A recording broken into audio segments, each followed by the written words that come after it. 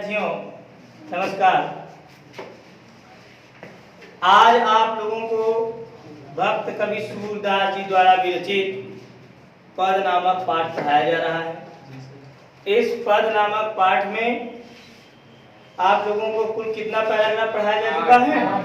8 paragraph आप लोगों को पढ़ाया जा चुका है ना। इस 8 पैराग्राफ के बाद 9वां जो पैराग्राफ है, उद्धव जाहु तुम्हि हम जाने। इसके पहले के पैराग्राफ में आप लोगों ने पढ़ा था, उद्धव मन न भये 10-20, एक हुतव सो गयो श्याम संग कौ अवधारै ईश।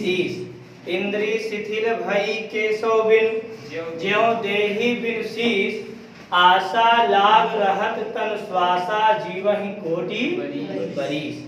तुम तो सखा श्याम सुंदर के सकल जोग के ईश, सूर हमारे नद नंदन बिन और नहीं जगदीश। तो इसके आधार पे आप लोगों ने पढ़ा कि गोपियां कह रही थी कि हे उद्धव ना, ये पढ़े थे ना कि हे उद्धव हमारे पास कोई 10-20 मन तो है नहीं, एक ही मन था और वो भी कान्हा के साथ चला गया। अब बिना किसी मन के आधार पर, बिना किसी मन के रूप में हम किस देवी देवता की आराधना करें? हमारे शरीर की जो इंद्रियां थी वो भी कार्य करना बंद कर दी हैं, और तो और अब हमें ऐसा लगता है जैसे हमारा शरीर शरीर नहीं, सर कटी हुई लाश के समान हम लोग इधर उधर पड़े हुए मिलते उस कान्हा की याद में। ये पढ़ा ना। और तो और अब भगवान के आने की केवल आशा लगी हुई है, और इसी आशा और विश्वास के कारण हमारे शरीर की सांसें चल रही हैं, तथा इसी आशा विश्वास के साथ हम अपने जीवन काल को उसके साथ साथ करोड़ों वर्षों तक जीवित रह लेंगे कि कान्हा कभी न कभी इस ब्रज के गोकुल नामक गांव में आएंगे। समझ आया? इसके बाद वाली लाइन कहे, गोपियां कह रहे हैं कि उद्धव तुम तो सखा श्याम सुंदर की, हे उद्धव तुम तो श्याम सुंदर के मित्र हो, अर्थात श्री कृष्ण के मित्र हो, और तो और आप सकल संपूर्ण योग शास्त्रों की ज्ञाता भी हो। अतः हे उद्धव जी, अंत में सूरदास जी कहते हैं कि हमारे नंद जी के पुत्र अर्थात कृष्ण के सिवाय और कोई हमारा ईश या आराधना के योग्य नहीं। इतना आप पढ़े। इसके बाद देखिए, इसकी कुछ कहानियां शेष है जो कि आपको मिली नहीं है, आपको डायरेक्ट दे दिया गया उद्धव जाओ तुम्हें हम जाने। तो इसके पहले की कहानी यह गढ़ी गई भगवान श्री कृष्ण और गोपियों के बारे में। भक्त कवि सूरदास जी ने यह बताया कि जब ये सब बातें गोपियां उद्धव से कहीं, तब उद्धव जी कह रहे हैं गोपियों से कि हे गोपियों, यह जो कुछ भी बातें यह मैं नहीं कह रहा हूँ, बल्कि ये सब बातें किसने कहा है? श्री कृष्ण ने कहा है ना। और तो और भगवान श्री कृष्ण ने जो कुछ भी संदेशा भेजा था वही संदेशा मैं आप लोगों को बताने के लिए आया। कौन कहा? उद्धव ने कहा। फिर उसके बाद उद्धव ने कहा कि भगवान ने तो यहाँ तक कहा है कि अब आप सभी गोपियां भगवान के आने की प्रतीक्षा जो कर रही हैं उसे समाप्त करिए और योग साधना के कार्यों में लिपट जाइए।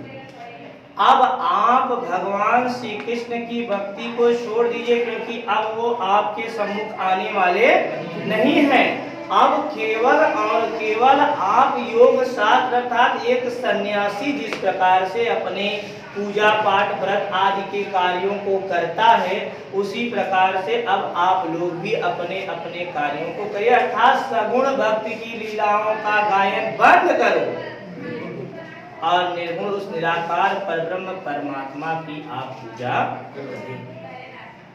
ये सब बातें जब हुई, हरीश समझ में आ रहा है? ठीक।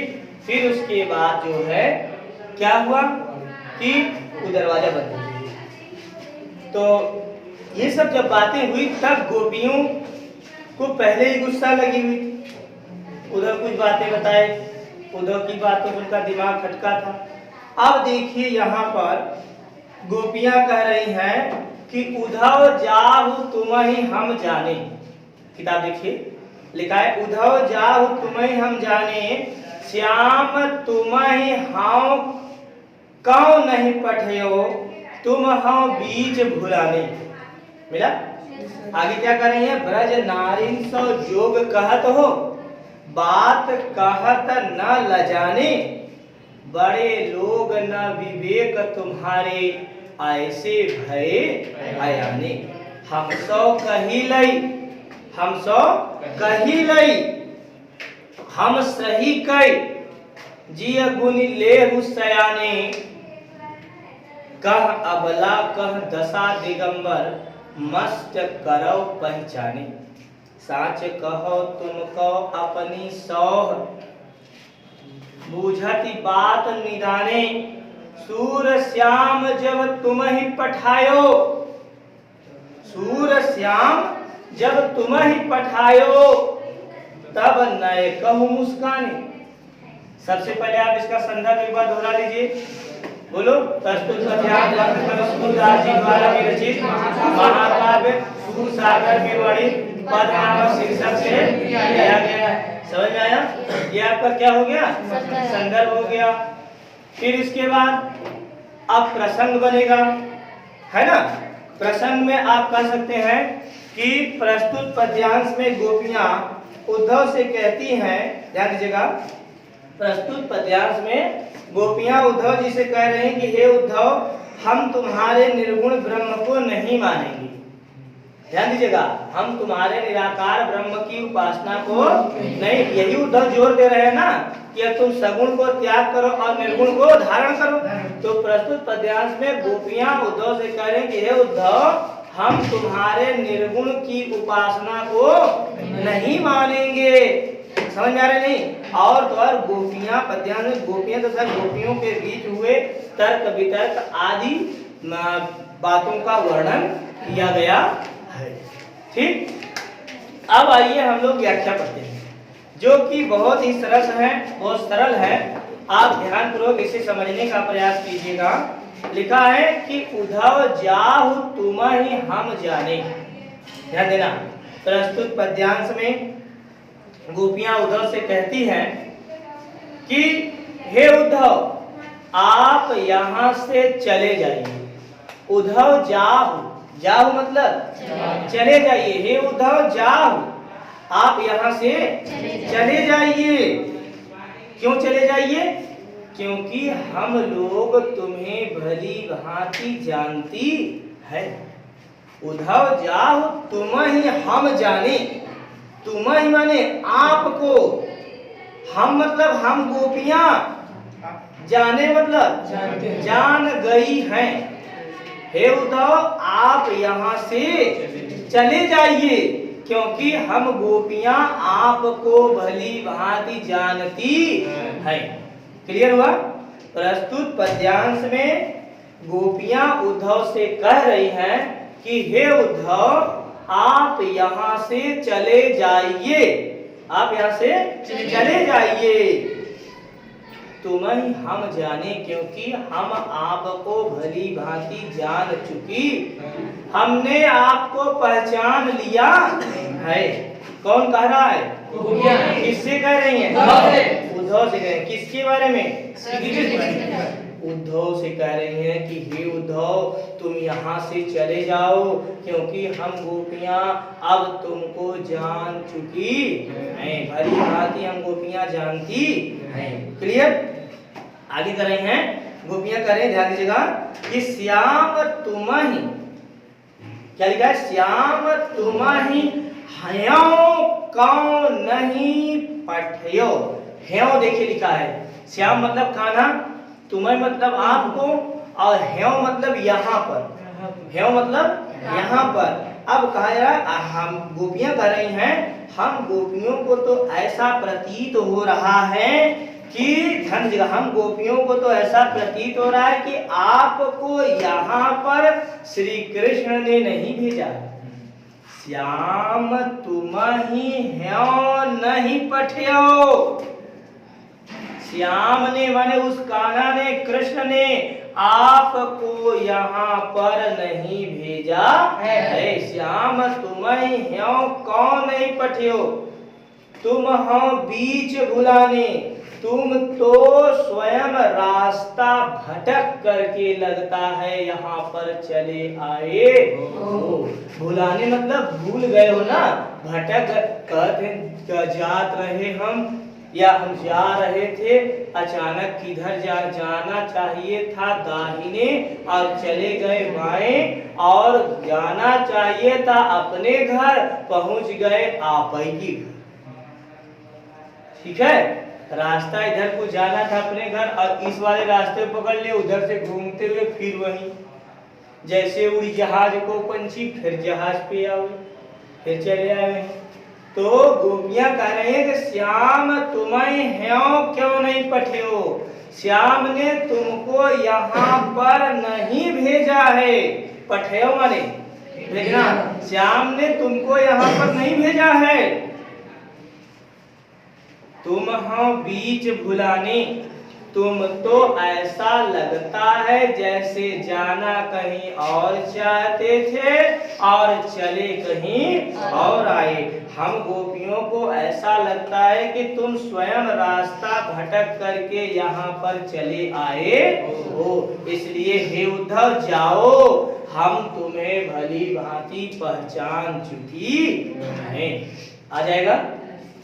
आगे क्या लिखा है, ब्रज नारिन सो जोग कहत हो, ये लिखा है ना जी, ब्रज नारिन सो जोग कहत हो। हम ब्रज की नारियों के साथ, ब्रज की नारी मतलब हम जो गोपियां हैं, हम ब्रज की नारियों के साथ, तुम ब्रज की गोपियों के साथ योग की बात कह रहे हो। योग मतलब संन्यास की बात, योग साधना की बातें कर रहे हो। हम ब्रज की नारियों से तुम्हें यह सब बातें कहते हुए क्या तनिक भी लज्जा नहीं आ रही है। भाई ब्रज नारिन सो जोग कहत हो, हम ब्रज की नारियों के साथ योग की बातें कर रहे हो, योग शिक्षा की बातें कर रहे हो। इतना कहते हुए क्या तुम्हें तनिक भी लज्जा नहीं आ रही है। आगे क्या लिखा है, बड़े लोग न विवेक तुम्हारे।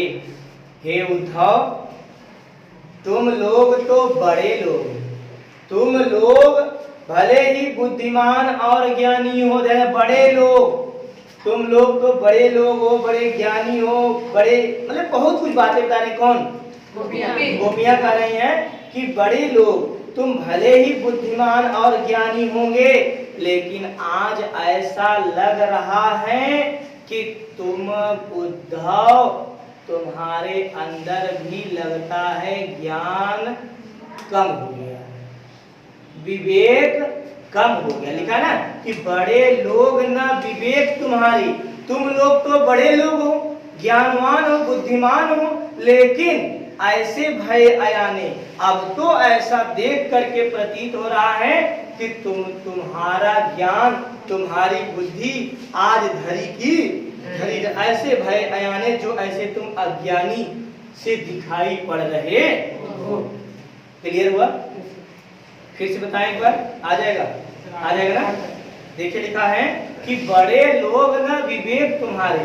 हे उद्धव, तुम लोग तो बड़े लोग हो, अर्थात बड़े बुद्धिमान हो, बड़े वीर हो, बड़े सकुशल हो, संपन्नता से युक्त हो, लेकिन फिर भी ऐसे भय अयाने, लेकिन फिर भी ऐसा लगता है कि मानो तुम लोगों की बुद्धि खत्म, तुम्हारी बुद्धि समाप्त हो गई है, तुम्हारा विवेक कुंठित हो गया है। समझ आया? आगे क्या कहा जा रहा है, हम सो कही ले। हे उद्धव, तुमने हमसे ये जो सब बातें कही, योग साधना की जो बातें कही, उसे तो हमने सुन लिया, उन बातों को तो हमने सुन लिया। देखो लिखा ना, हम सो कही ले, हमसे जो तुमने ये सब योग की बातें, साधना की बातें, संन्यास की बातें कही, उसे हमने सुन लिया और सुनने के साथ साथ सही ले और उसे सह भी लिया। लेकिन ब्रज की किसी अन्य नारी, ब्रज की किसी अन्य गोपी के साथ ऐसी फिर बातें मत कहना। भाई हमसे तुमने कह लिया, हम गोपियों ने इन बातों को सुना और सुनने के बाद उसे सह भी लिया, तो ऐसी बातें फिर जा करके किसी ब्रज की अन्य गोपियों के साथ न करना। क्या पता वो हमारे जैसी न हो और वे बातें न समझ पाए, न सहन कर पाए और देनी पड़ जाए, है ना। दिखा है ना कि हम सो कही लई और हम सही लई। मिला जिय गुनी लेहु सयाने, मिला जिय गुनी लेहु, जिय माने मन में, उसे ध्यान देगा, जिय गुण लेहु सयाने। अब पहले उन्होंने बताया कि तुमने जो माने कि तुम ये मन में विचार कर लो। जिय गुण, गुण माने विचार कर लेना, कहते ना पहले सुन गुण गुण तब धुन, तो गुणना माने विचार करना और जिया माने मन में, हृदय में। तुम अपने मन में विचार कर लो, जो हमसे कह दिया उसे ब्रज में जा करके और किसी गोपी से मत कहना। मिला कि नहीं? क्या मिला?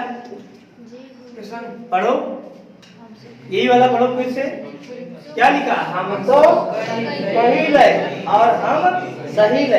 अरे तुमने हमसे जो कुछ भी कहा उसे हमने सुन लिया और सुनने के साथ साथ उसे सहन भी कर लिया। जिय गुण, इसलिए तुम अपने मन में विचार कर लो। ले हुसैन, और यह बातें जा करके किसी और गोपी से मत कहना। आ जाएगा आगे क्या लिखा है? माने वो कह रहे हैं कि हमने तो सह लिया, लेकिन अन्य और कोई गोपी अगर सहन न कर पाई तब वहां पे समस्या तुम्हारे लिए जटिल हो जाएगी। क्लियर? आगे क्या लिखा है? कह अगला कह दशा दिगंबर। मिला? अब आगे गोपियां कह रही हैं कि कहां हम लोग गांव की सीधी साधी गोपियां अर्थात स्त्रियां, और कहां दशा दिगंबर। दिगंबर दशा मतलब समझते हैं? दिगंबर दशा का मतलब होता है वस्त्रहीन अवस्था। जैसे एक ही गेरुआ वस्त्र योगी लोग पहनते हैं, समझते नहीं? एक ही गेरुआ वस्त्र अपने कमर में पहनेंगे और जो बचेगा उसी को उठा करके ऊपर रख लेते हैं। पता है नहीं? डबल कपड़ा नहीं पहनते, एक ही कपड़ा अपने कमर में बांधेंगे, फिर जो बचेगा ये पल्लू वाला ये उठा करके इसको अपने सीने पे ऐसे धारण कर लेते हैं। ठीक है? और कोई कपड़ा वपड़ा नहीं पहनते। सन्यासियों के लिए कान में, नाक में, पैर में, हाथ में ये जो आभूषण पहने जाते हैं ये सब नहीं पहने जाते। सन्यासी ये सब नहीं लेता। सन्यासी का कर्तव्य होता है सन्यास ग्रहण करना, केवल ईश्वर के प्रति आस्था और ईश्वर के द्वारा बताए गए मार्ग पर चलते हुए मार्ग में आने वाले समस्त भक्तों को ईश्वर के प्रति जोड़ना, साक्षात्कार कराना ही एक सन्यासी का प्रथम कर्तव्य होता है। ईश्वर के प्रति अस्तित्व रखना, ईश्वर के अस्तित्व को जानना सन्यासी का परम कर्तव्य होता है। सन्यासी योगी जो योगिष्ठ पुरुष होते हैं वे केवल और केवल ईश्वर के अस्तित्व में विश्वास रखते हैं और बाकी किसी भी चीजों में उनका कोई अस्तित्व या विश्वास नहीं रखते हैं। याद रखिएगा, जो भी सन्यासी होते हैं वे योग साधना करते हैं, इसीलिए वे योगी कहलाते हैं, अर्थात भौतिकता से वे बहुत दूर रहते हैं। केवल और केवल आध्यात्मिकता से ही उनका अटैचमेंट रहता है या जुड़ाव रहता है। अब समझ में आया? तो यहाँ पे कह रहे हैं कह अबला कह दशा दिगंबर। कहाँ हम गांव की सीधी सादी गोपियां और अपने बनाव श्रृंगार में लगी रहने वाली हम गोपियां, और कहा तुम दशा दिगंबर वस्त्र विहीन अवस्था को धारण करने के लिए कह रहे हो। ऐसी अवस्था को भला हम ब्रज की नारियां कैसे धारण कर सकती हैं? अर्थात ये जो चुल्ला बुल्ला हम लोग पहनी है, तुम कहते हो इसको उतार करके हम लोग जोगियावा कपड़ा पहने, ये तो हम लोगों ने न कभी पहना है और न कभी पहनने की चेष्टा कर सकते। कह अबला कह दशा दिगंबर, कहाँ योग की दिगंबर वस्त्र विहीन अवस्था, और कहाँ हम अबला नारियां, ये सब कार्य हमसे नहीं हो सकता। मिला नहीं?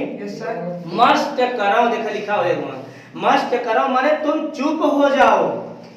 अतः हे उद्धव तुम चुप हो जाओ, और जो भी कहना उसे सोच समझ करके कहना, क्योंकि हम तुम्हें भली भांति पहचान चुकी।